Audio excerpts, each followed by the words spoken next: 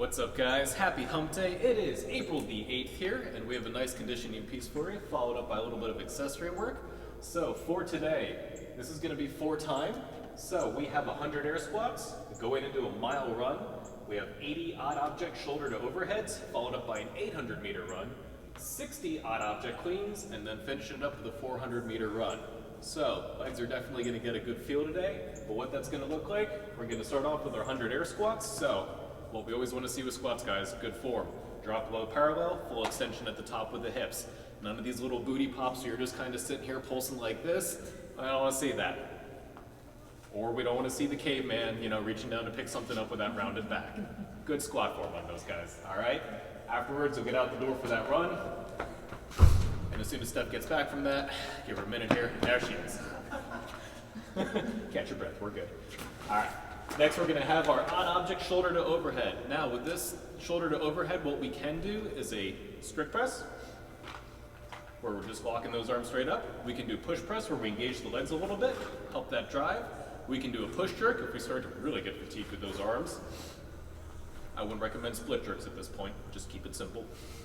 But whatever object you have, just make sure it's secure, make sure that when you launch it up, you don't let go of it. And also, if it's a small child or a dog, make sure they're not going to try to wriggle out of your arms while you're, 20 reps into it. All right, guys? Following that, you're back out the door again for an 800 meter run. And back she is. All right, to finish it up, we're going to have the 60 odd object cleans. So this is just like a med ball clean and like a barbell clean. Same things apply here. So from the ground, we're going to explode up, get that nice full extension, and drop underneath that object. What we don't want to see on bad reps here is we don't want to see the bend over in the back.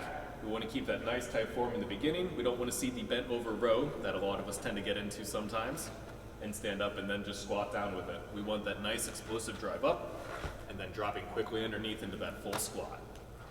Once again, once you get through those 60, you're back out the door again for another 400. And then you come on back from that. And that's it for that, guys. Your score is going to be time total for that workout. Time. Good, Steph, good. All right. Once you catch your breath, we're going to have some nice accessory work here. We got 3 rounds for this one.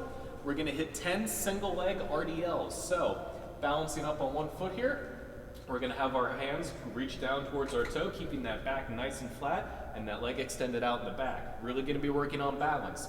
If you need something around to help you make sure you're not going to tip over, please use that. Whether it's PVC, broom, buddy, animal, again, make sure they don't move on you. But use something to help that balance and coordination. But we're doing 10 each side, so 20 total on that. Afterwards, we have 10 side step overs each. What we want to really focus on here, guys, is an explosive movement, okay? So find a box, a bench, something that's not going to tip over or fall because we want you guys to be safe. Come on now. All right?